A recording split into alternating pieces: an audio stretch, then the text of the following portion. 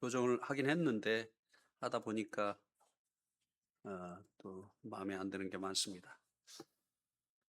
예, 안녕하십니까? 오늘은 이제 계시록 6장을 우리가 함께 볼 텐데요. 어,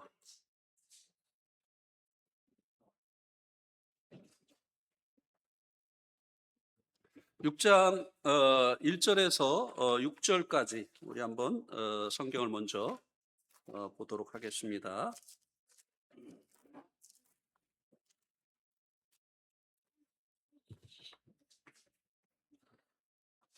제가 먼저 한 절 읽고요. 여러분들이 한 절 읽어주시고 교독하시도록 하겠습니다.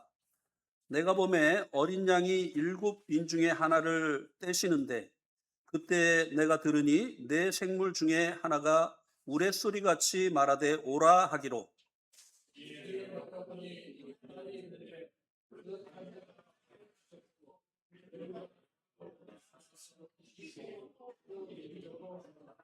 둘째 인을 떼실 때 내가 들으니 둘째 생물이 말하되 오라 하니.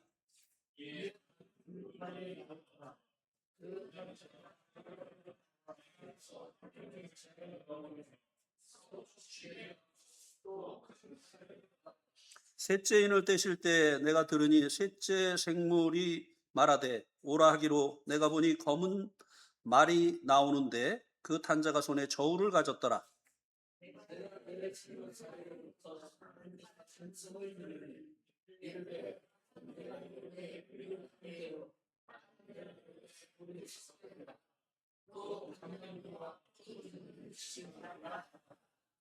넷째 인을 떼실 때 내가 넷째 생물의 음성을 들으니 말하되 오라 하기로.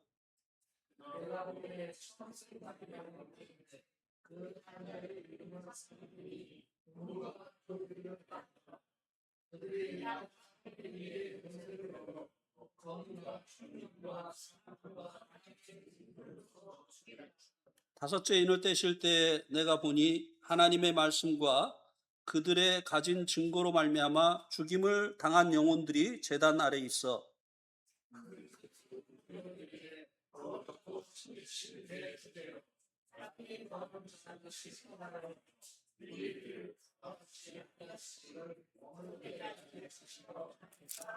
예, 11절 같이 읽겠습니다.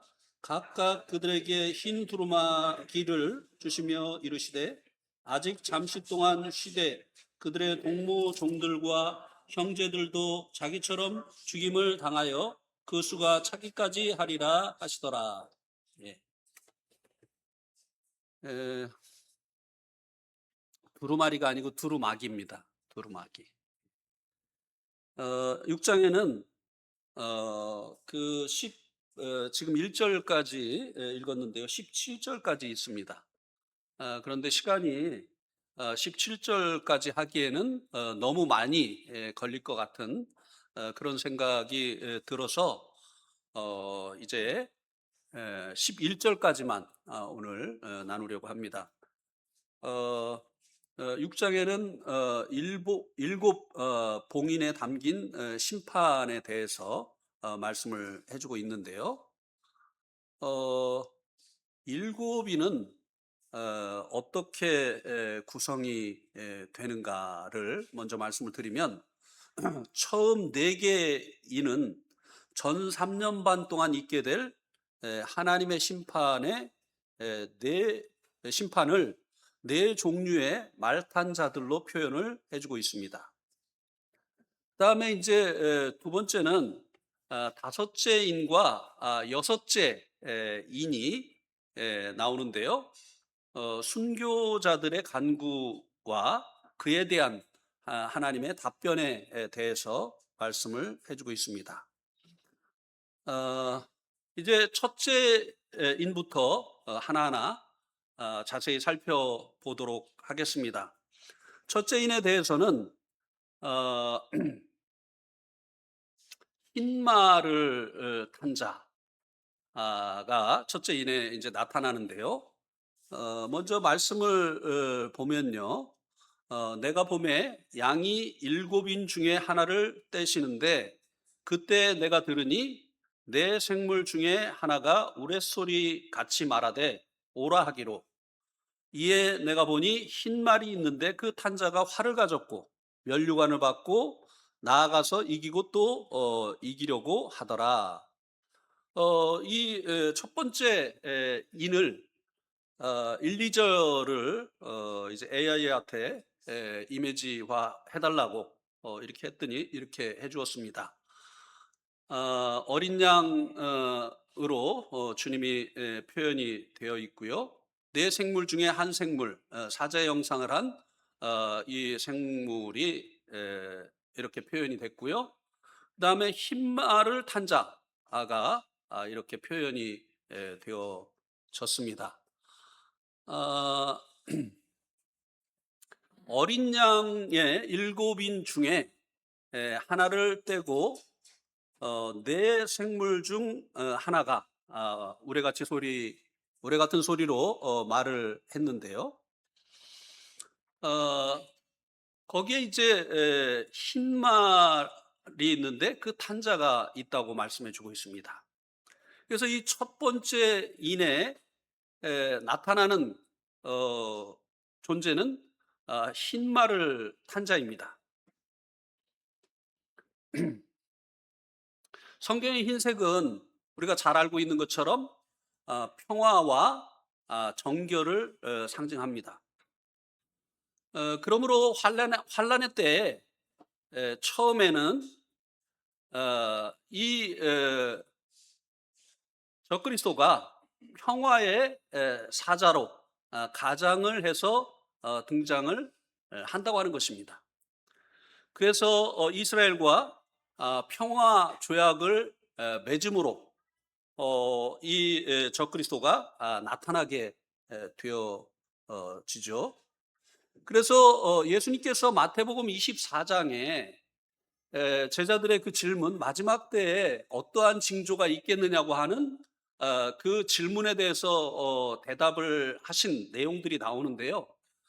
마태복음 24장에서 말씀해 주고 있는 주님의 그 오심은 공중 강림을 말씀해 주고 있는 것이 아닌 것을 우리가 잘 알고 있죠. 이것은 지상재림을 얘기하는 거예요.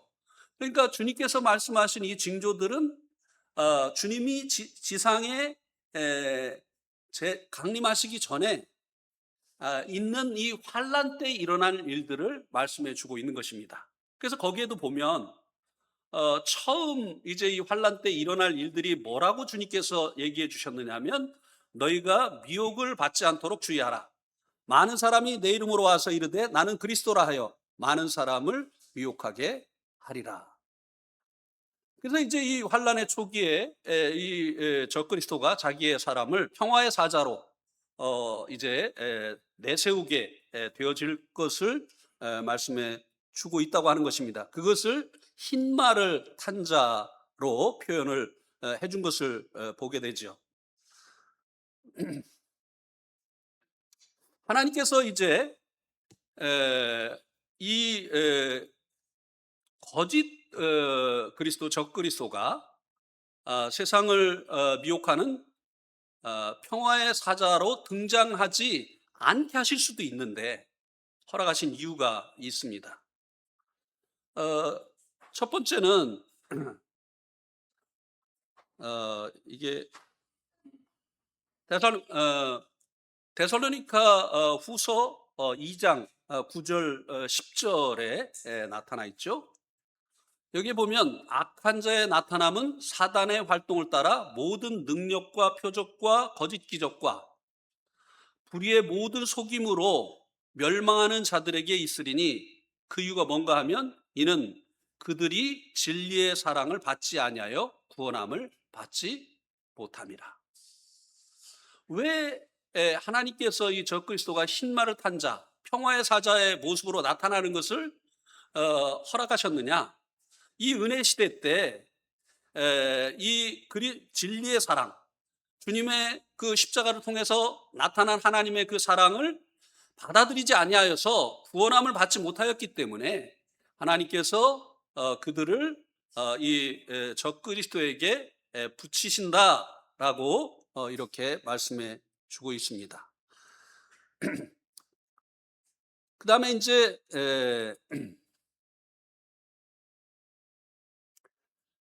이 흰마릇 환자가 활을 가졌다고 말씀해 주고 있는데요. 활은 먼 데 있는 적을 공격할 수 있는 무기입니다.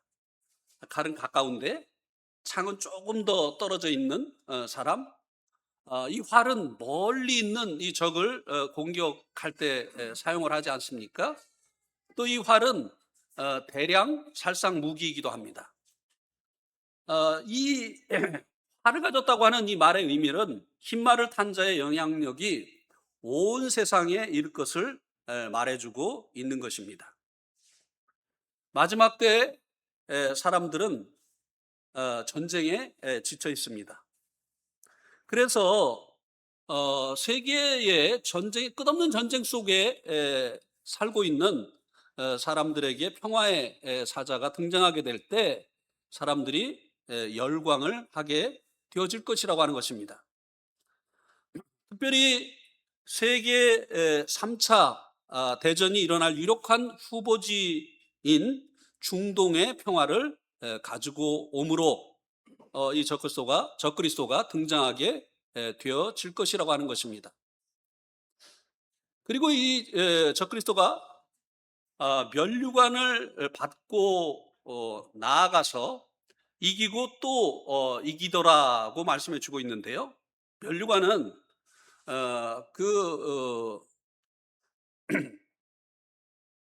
고대 시대 때 통치자를 상징하는 관이었죠. 그래서 그가 면류관을 썼다고 하는 이 의미는 그가 세상의 통치자가 되어질 것이라고 하는 것을 보여주고 있는 것이고요. 그리고 나아가서 이기고 또 이기려고 하더라 하는 이 말씀은 그의 영향력이 온 세상에 이르게 될 것을 말씀해 주고 있는 것이라고 하는 것입니다. 세상은 계속해서 정복자들에게 정복을 당해왔습니다. 알렉산더, 그다음에 시저, 그리고 나폴레옹, 이들에 의해서 세상이 정복을 당해왔던 것처럼 이와 같이 환란의 때에는 적그리스도가 세상을 정복하게 되어질 것이라고 하는 것입니다. 그런데 그의 정복은 처음에는 평화를 통해서 시작을 한다고 하는 것입니다. 그러면 이 적그리스도가 최종적으로 무엇으로 세상을 정복할까요? 우리가 지난 주 오후 시간에 김도기 형제님을 통해서 마지막 때에 사람들을 사로잡고 사람들의 마음을 또 세상을 통치할 그 존재는 인공지능이다. 이런 그 이야기를 하는 것을 들었죠. 예, 저도 그렇게 생각합니다. 마지막 세상은 AI라고 하는 인공지능이 세상을 통치하게 되어질 것입니다. 앞서서 말씀해 드렸던 세상의 그 영웅들이 세상을 정복하고 그리고 이제 자신에게 속하지 아니한 나라들을 싸워서 이겨서 자신의 그 속국으로 만들어서 자기의 통치 영역을 넓혀갔었죠. 그런데 이 세상의 정복자들은 이들을 이긴 것은 새롭게 등장한 민주주의, 어떤 일인이 독재하는 그런 나라가 아니라 백성이 주인이 되어지는 이 민주주의 그리고 자본주의가 세상을 정복을 했습니다.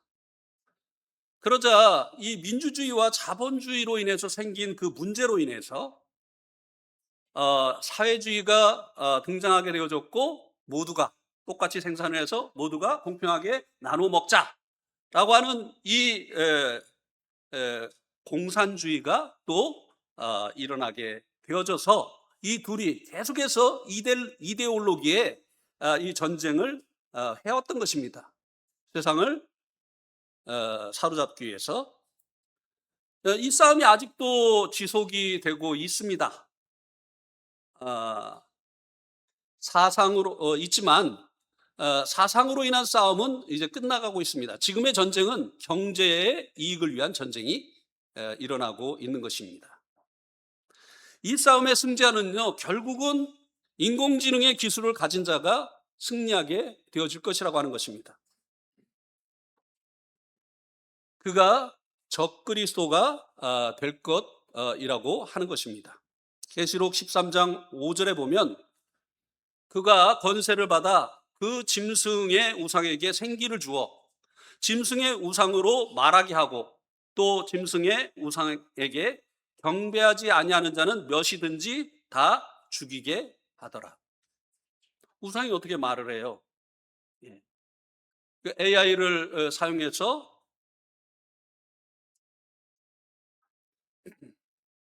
스스로 학습하는 인공지능을 장착한 로봇이 아니겠습니까? 이제 모든 전자제품, 모든 그 군사용 무기, 그다음에 모든 이동수단, 여기에 다 이제 AI가 장착이 됩니다. 그래서 결국은 이 세상을 마지막에 정복하게 되어지는, 이기는 자는 바로 이 AI를 활용하는 존재가 되어질 것인데, 그가 바로 적그리스도가 되어질 것이다 라고 하는 것을 말씀해 주고 있습니다. 그를 이제 흰마릇한 자, 평화를 가지고 세상을 이제 정복한 자라고 이렇게 말씀해 주었는데요. 진정한 흰마릇한 자는, 정말 세상의 평화를 가지고 올 자는 누구냐라고 하는 것입니다. 계시록 19장 11절에 보면 또 내가 하늘이 열린 것을 보니 보라 백마, 흰말이죠. 그것을 탄 자가 있으니 그 이름은 충신과 진실이라. 그가 공의로 심판하며 싸우더라. 그 눈은 불꽃 같고 그 머리에는 많은 관들이 있고 또 이름 쓴 것이 하나 있으니 자기밖에 아는 자가 없고, 또 그가 피 뿌린 옷을 입었는데 그 이름은 하나님의 말씀이라 칭하더라. 하늘에 있는 군대들이 희고 깨끗한 세마포 옷을 입고 백마를 타고 그를 따르더라. 예, 진정한 이기는 자는 피 뿌린 옷을 입고 흰말을 타고 오시는 재림하시는 예수님이라고 하는 것입니다. 예수님은 전능하신 하나님이시기 때문에 진정한 모든 이 대적들을 제거하시고 진정한 평화를 가지고 오실 유일하신 분이시라고 하는 것이죠. 이 AI가요, 좀 기가 막혀요. 계속 우리가 이제 성장하는 것처럼 AI도요, 빠른 속도로 성장을 합니다. 왜냐하면 스스로 학습을 하기 때문이에요. 제가 2년 전에 AI에게 이현웅에 대해서, 대전 내동에 살고 있는 이현웅에 대해서 얘기해 주세요. 그러니까 쫙 얘기를 하는데 많이 부족했어요. 근데 이제 요새 대전 내동에서 사는 이현웅에 대해서 얘기해 주세요. 그러면은 상당히 발전이 됐어요. 한 가지만 제가 교정을 해줬어요. 네팔에서 6년 동안 선교를 했다고 이렇게 나오더라고요. 그래서 18년이다 그러니까 그래서 잘 알았습니다. 스스로 학습을 해요. 그럼 시간이 지난 만큼요, 그 지식이 늘어납니다.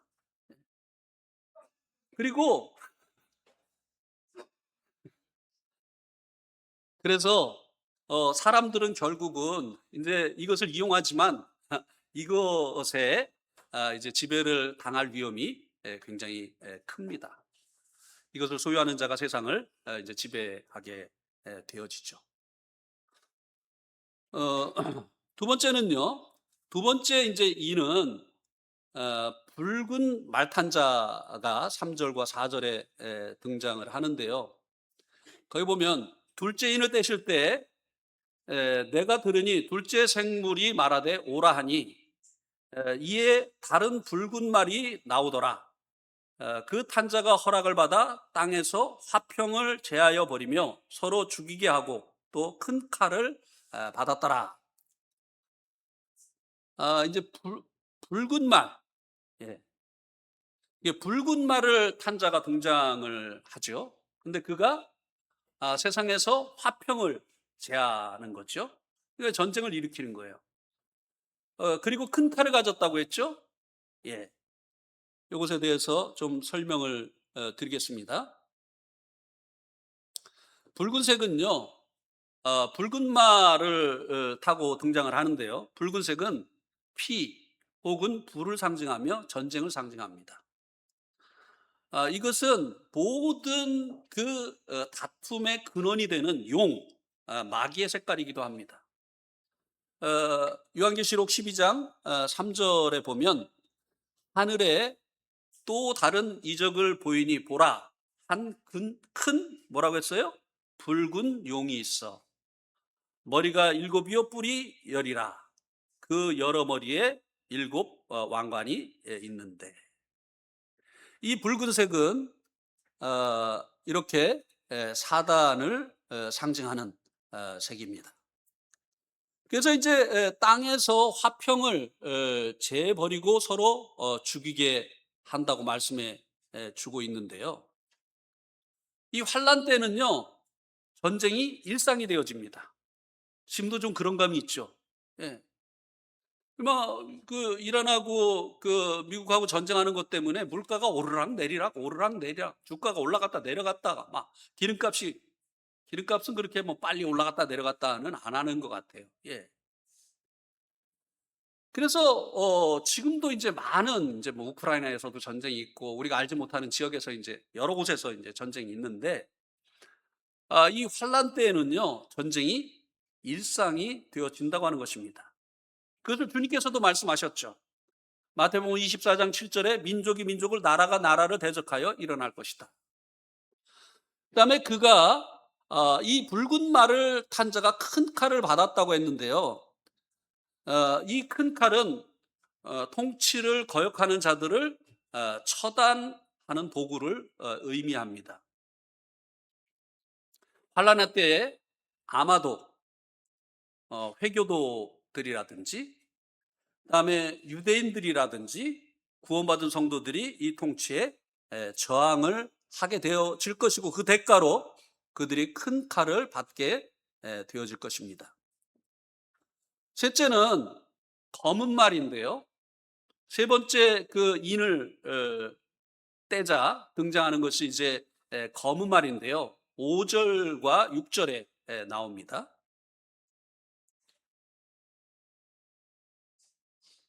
계시록 6장 5절 6절에 보면 셋째 인을 떼실 때 내가 들으니 셋째 생물이 말하되 오라 하기로 내가 보니 검은 말이 나오는데 그 탄 자가 손에 저울을 가졌더라.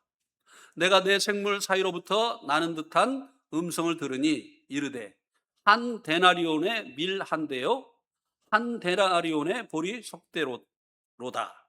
또 감람류와 포도주는 해치지 말라 하더라.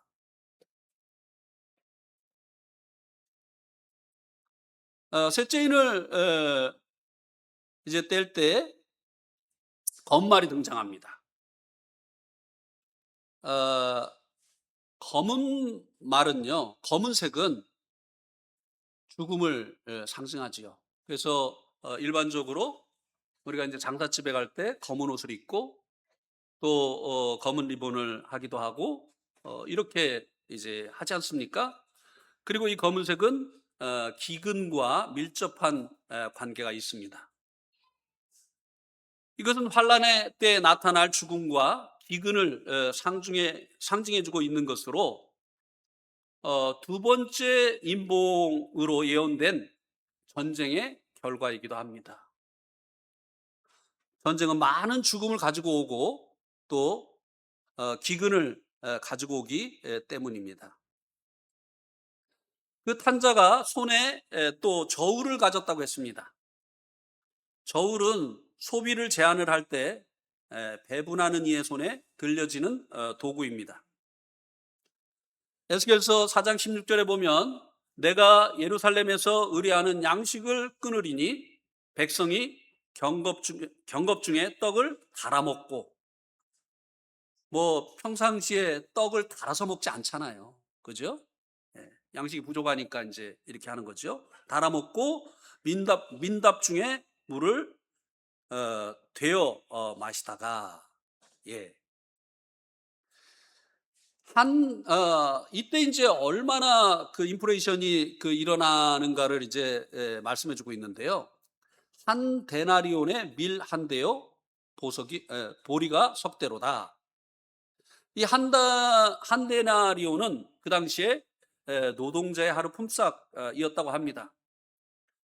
계시록이 쓰여질 당시에 한 데나리온은 밀 8대, 보리는 20대를 살 수 있었다고 합니다. 결국 전쟁은 생산 활동을 멈추게 하고, 그로 인해서 이제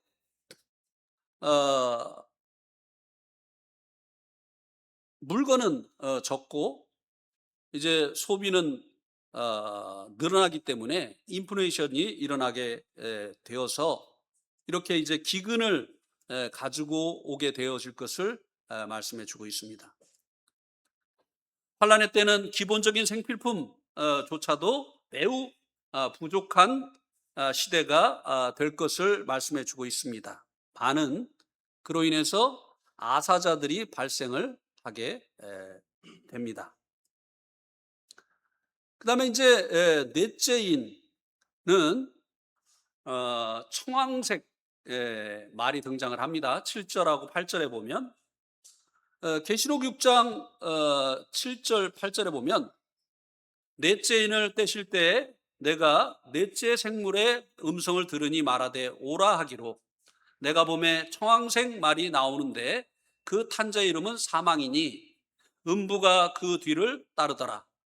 그들이 땅 4분의 1의 권세를 얻어 검과 흉년과 사망과 땅의 짐승들로서 죽이더라. 이 넷째 인을 이렇게 표현을 했습니다. 청황색 말을 탄자가 등장을 하고, 이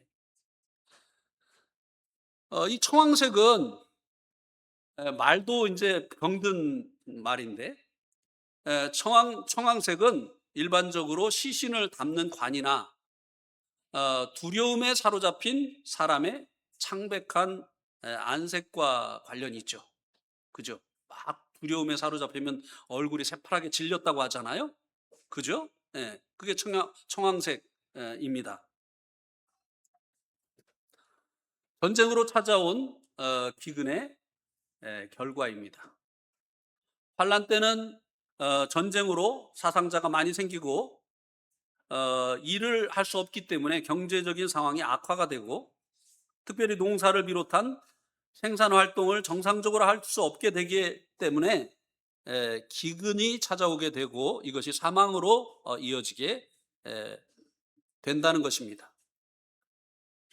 그리고 두 번째는 이 탄자의 이름은 사망이라고 했습니다.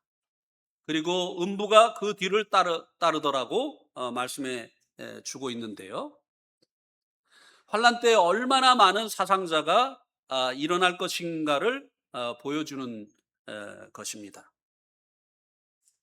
그래서 그 결과로 인해서 땅의 4분의 1이 권세를 얻어서 검과 흉년과 사망과 땅의 짐승으로서 죽으리라 고 말씀해 주고 있습니다. 환란은 사망의 권세 잡은 자 사탄의 통치 시기이기 때문에 이렇게 죽음이 넘쳐나게 된다는 것을 보여주고 있습니다. 지금 세계 인구가 80억 명이 조금 넘습니다. 80억 명의 4분의 1이면 20억 명이 되죠. 제2차 세계대전의 사망자 수가 7천만에서 8,500만 정도 됐다고 합니다. 전체 인구의 3%에서 4% 정도가 사망을 했다는 것이죠. 그런데 이 환란의 때 희생자들은 20%가 되어진다는 것입니다. 4분의 1이면은 25%죠. 이거 잘못했네. 25%. 5%가 올라갔어요. 그러니까 사실 이 적그리스도가 다스리는 7년 이 환란은요, 마귀의 사막 나라의 현현입니다. 지금 우리가 살고 있는 이 땅에 영적인 두 개의 나라가 존재하고 있죠. 하나는 주님이 왕 되신 생명나라, 하나는 마귀의 통치 속에 있는 사막나라. 그런데 이 비가시적인 이 나라가 이제 마지막 때에 이제 드러나게 되어지는데, 마귀 나라는요, 마귀의 사막나라는 이 7년 환란 때 드러나는 것이에요. 그 나라가 이 사막나라라고 하는 것을 이렇게 보여주는 것이 바로 이때 죽음을 당하는 자들이 4분의 1이 되어질 것이다. 25%가 이 환란 때 여러 가지 일로 인해서 사망을 당하게 될 것이다 라고 말씀해 주고 있습니다. 천국은 죽음이 없는 나라입니다. 얼마나 비교가 됩니까? 그러면은 이 주님의 이 생명나라의 현현은 무엇일까요? 사단의 이 사막나라의 현현은 7년 환란 때 적그리스도가 다스리는 이 나라인데요. 그러면은 이 생명나라, 주님이 다스리는 이 나라의 그 나타남, 이 무엇일까요? 천년왕국이죠. 그러나 이거는 완전한 주님 나라는 아니에요. 왜냐하면 이 천년왕국에도 죽음이 있잖아요. 백세가 되어서 죽는 사람이 어린아이다, 이렇게 이야기를 했잖아요. 진정한 주님의 그 나라는 천국이죠. 거기는 죽음이 없습니다. 질병도 없습니다. 병원도 없습니다. 의사 선생님도 필요 없어요. 이런 그 주님의 나라와 비교를 해서 보게 될 때 얼마나 주님 나라가 좋은 나라인가를 우리들이 알 수 있게 되어지죠. 우리가 또 이 생명나라에 들어갈 수 있게 되어진 것은 주님께서 이제 마지막 그 전쟁 때 피 묻은 옷을 입고 나타나시는 것처럼 우리들을 죄와 허물로 죽은 우리들을 생명을 얻게 하시려고 주님께서 피 흘리시고 돌아가 주셨기 때문에 우리들이 이 생명을 얻고 생명나라에 들어가게 되어졌다고 하는 사실입니다. 다섯째 이는요, 이제는 말이 등장하지 않습니다. 여기에 이제 순교자가 등장을 하는데요. 9절부터 11절에 보면 계시록 6장 9절에서 11절을 보면요, 다섯째 인을 떼실 때 내가 보니 하나님의 말씀과 그들이 가진 증거로 말미암아 죽임을 당한 영혼들이 제단 아래 있어 큰 소리로 불러 이르되, 거룩하고 참되신 대주제여, 땅에 거하는 자들을 심판하여 우리 피를 갚아주지 아니하시기를 어느 때까지 하시려 하나이까 하니, 각각 그들에게 흰 두루마리를 주시며 이르시되, 아직 잠시 동안 쉬되 그들의 동무종들과 형제들도 자기처럼 죽임을 당하여 그 수가 차기까지 하라 하시더라. 다섯째 인을 떼실 때 내가 보니 하나님의 말씀과 그들이 가진 증거로 말미암아 죽임을 당한 영혼들이 등장을 하게 됩니다. 순교자들이죠. 그 순교의 이유를 이 말씀이 알려주고 있는데요. 이들이 하나님의 말씀과 자신의 가진 증거를 위해서 죽임을 당했다고 말씀해 주고 있는데요. 이것은 자기의 신앙을 지키기 위해서 또 이 신앙을 전하다가 하나님께 자신들의 생명을 바친 결과입니다. 신앙의 수호 또 복음 전도, 이것이 이들이 순교한 이유라고 하는 것입니다. 이들이 순교한 때는 환난 때입니다. 왜일까요? 여기 나오는 이제 자신들의 그 죽피에 대한 신원을 해달라고 이제 말하고 있는 이들이 환난 때 순교한 자들이라고 하는 그 증거가 어디에 있는가 하면요. 먼저 이제 마태복음 24장 9절에서 14절에 보면 그때 사람들이 너희를 환난에 넘겨주겠고 너희를 죽이리니 너희가 내 이름을 위하여 모든 민족에게 미움을 받으리라. 이 환난 때에 성도들이 이렇게 죽음을 당하게 되어질 것이다 라고 말씀해 주고 있습니다. 어떻게 환난 때에 성도들이 생기냐는 이제 계시록 7장에서 설명을 하겠습니다. 환난 때도 성도가 있어요? 예, 있습니다. 네. 그리고 여기 보면 죽임당한 영혼들이 어디에 있어라고 말씀해 주고 있습니까? 제단 아래 있다고 말씀해 주고 있습니다. 자, 지금 이때는 언제입니까? 환난 때예요. 환난 때. 이때는 환난 때입니다. 환난이 오기 전에 교회는 어떤 일을 경험하게 되죠? 환난이 오기 전에 교회는 휴거되고 이 교회의 성도들은 부활의 몸을 입게 됩니다. 마지막 나팔 소리에 우리의 몸이 홀연히 변화된다고 했어요. 그래서 이때의 성도들은요, 영혼으로 주님 앞에 서지 않아요. 부활한 몸을 입고 주님 앞에 섭니다. 그런데 여기에 있는 이들은 죽임을 당했는데 부활의 몸을 입지 못했어요. 아직까지. 영혼들이 제단 아래 있다. 이렇게 말씀해 주고 있습니다. 그런데 이 구원받은 이 성도들, 은혜 시대 때 이 구원받은 이 성도들은 주님 오시는 그날의 공중으로 들림을 받아서 부활의 몸을 입고 항상 주와 함께 있으리라고 했어요. 예.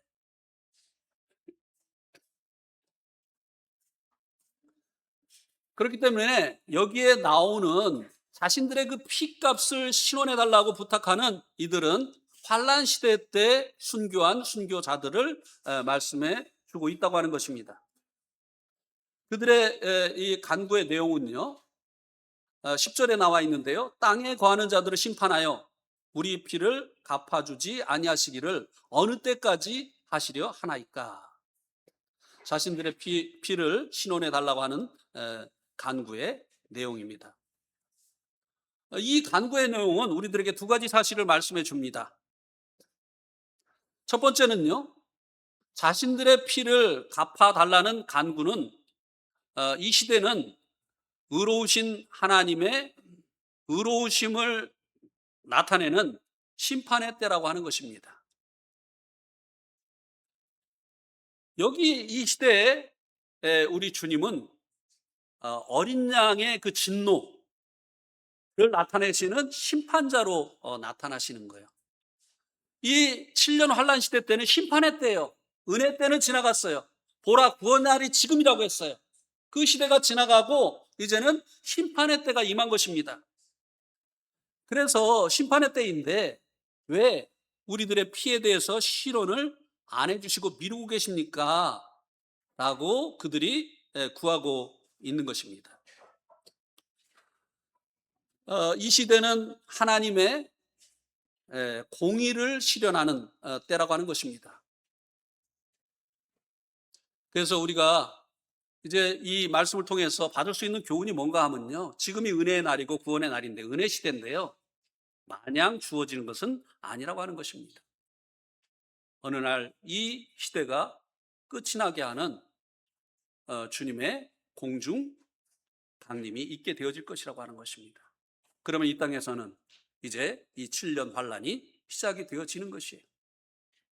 우리가 주님을 닮아갈 수 있는, 이제 성화할 수 있는 이 시간도 마냥 주어지는 시간이 아니라고 하는 것이에요. 또 우리가 아직까지 구원받지 못한 나의 가족들에게, 또 나의 친구들에게, 내가 전해주지 아니하면 복음을 들을 수 없는 그들에게 복음을 전할 수 있는 이 은혜의 시간도 마냥 주어지는 것은 아니라고 하는 것을 이 말씀이 우리들에게 교훈해 주고 있습니다.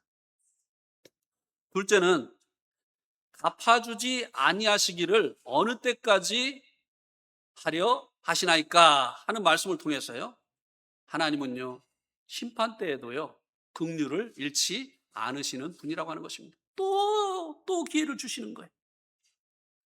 그 시대는 심판의 시대인데 이 순교자들의 그 피를 신원해 주셔야 되는데 그때도 그것을 이제 주님께서 미루고 계시다고 하는 것은, 하나님 그 얼마 있지 않은 그 시간에도 그들이 회개하고 주님께 돌아오기를 기다리시고 계시다고 하는 것을 보여준다고 하는 것입니다.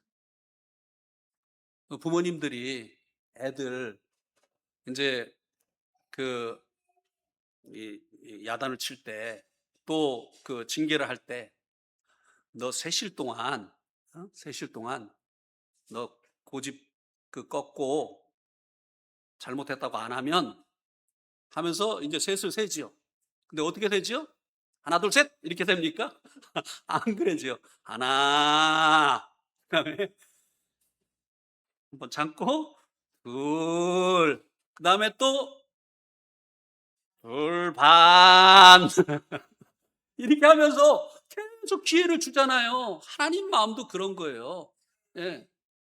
마땅히 심판을 받아야 될 그들인데 왜 하나님께서 우리 이 믿는 자들을 이렇게 순교케 한 그들의 피를 빨리 갚아서 그들을 처단하시지 않느냐고 하는 것이에요. 하나님 심판 중에도 긍휼을 잃지 않으시는 분이시라고 하는 것입니다. 그들의 이 간구에 대해서 하나님께서 답변하시는데요, 흰 두루마리를 주십니다. 두루마리가 아니라 두루마기를 주십니다.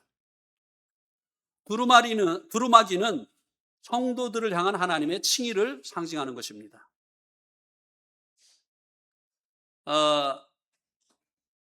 피 묻은 옷은 이들의 세상에 대한 주님을 증거한 것에 대한 평가였습니다.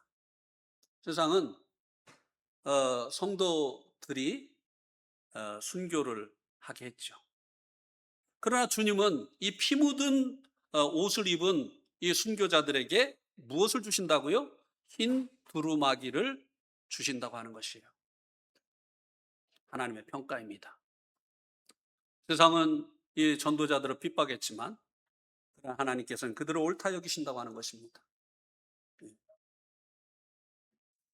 우리들이 주님의 이름을 증거한 일에 대해서 주님이 이렇게 옳다 여기신다고 하는 것입니다. 그리고 아직 잠깐 동안 쉬라고 했습니다. 이 잠깐 동안은 이들의 순교자들의 순교가 전반부였기 때문에 3년 반, 전 3년 반이었기 때문에 이 잠깐 동안은 무엇을 의미하는가 하면 후 3년 반을 이야기한다고 분별이 됩니다. 이 후 3년이 지나고 난 후에는 이제 더 기회가 주어지지 않죠. 그때까지 잠깐 동안 너희들이 쉬어라. 교회의 부활은 우리가 잘 알고 있는 것처럼 주님께서 공중에 오실 때 일어납니다. 그러나 환난 시대 때 믿음으로 순교한 이 성도들의 부활은 여기 이 말씀을 통해서 볼 때 아직까지 이루어지지 않았습니다. 이들의 부활은 아마도 7년 환난이 끝나는 때에 있을 것으로 분별이 됩니다. 그래서 계시록 20장에서 말씀해주고 있는 이 첫 번째 부활은 몇 번의 단계가 있는 것을 볼 수 있게 됩니다. 첫 번째는 교회의 휴거예요. 이 교회가 휴거되어지고 이제 그 마지막 나팔 소리와 함께 그 교회의 성도들이 이제 영원한 몸, 새로운 몸을 입는 이 부활을 경험하게 되죠.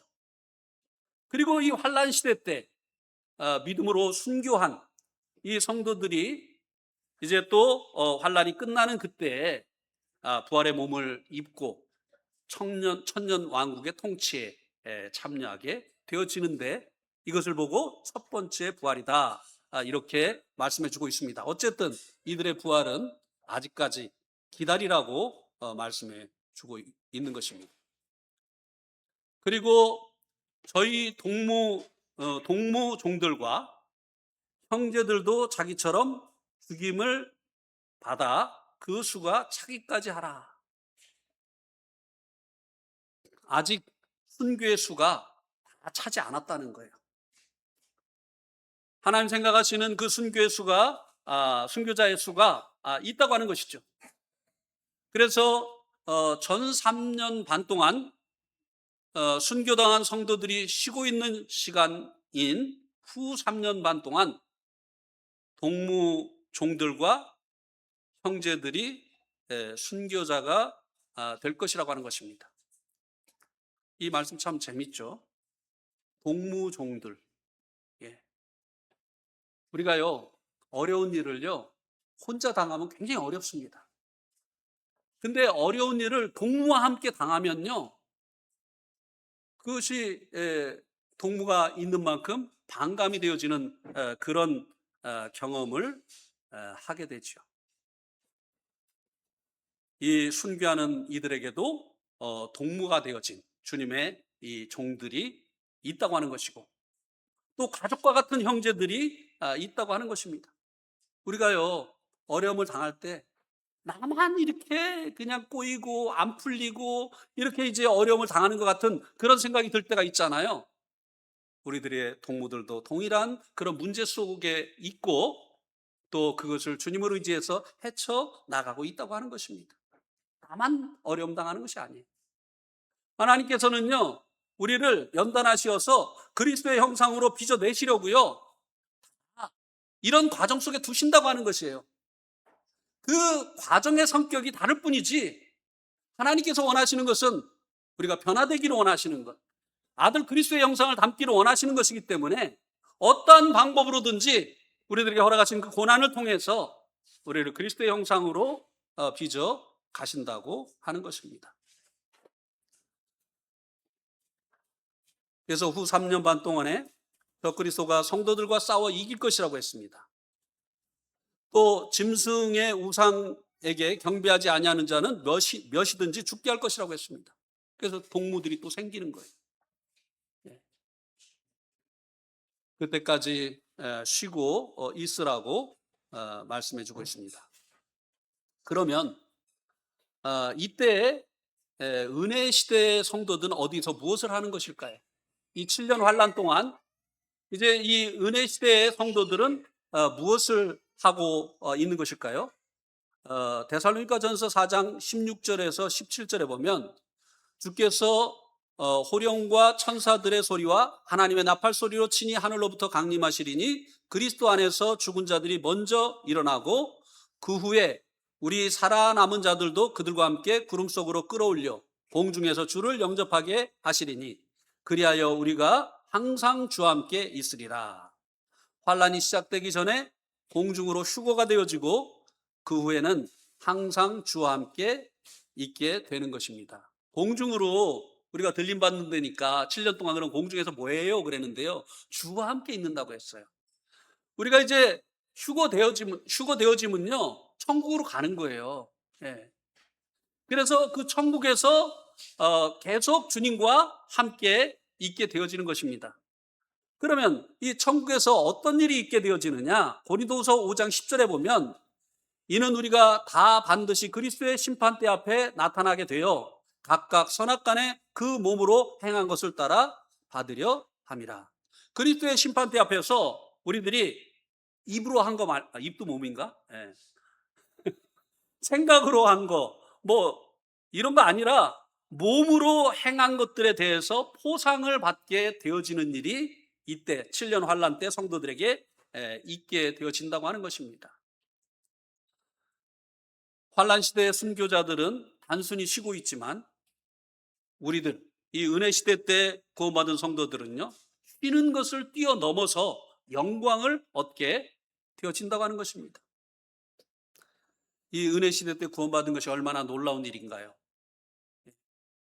환란에 참여하지 않는 것만 해도 너무나 감사한데, 그 환란 시대 때 뒤늦게 회개하고 주님을 믿은 그들이 또 믿음을 지키다가 순교를 하고 쉬고 있는 그때 우리는 주님 앞에 가서 이제 몸으로 행한 그 선한 일들을 인해서 주님께 상을 받게 되어진다고 하는 것입니다. 예. 물론 그들에게도 이제 나중에 주님께서 또 포상을 하시겠죠. 이 놀라운 소망을 주신 주님께 감사하면서 소망 가운데 믿음으로 우리들의 남은 때를 살아갑시다. 주님이 언제 오셔도 아무런 문제가 되지 않을, 우리는 정말 이 마지막 때를 살고 있습니다. 그때 이제 주님께서 말씀하신 이런 일들이 차곡차곡 진행이 되어질 것입니다. 예, 오늘 말씀 이상입니다.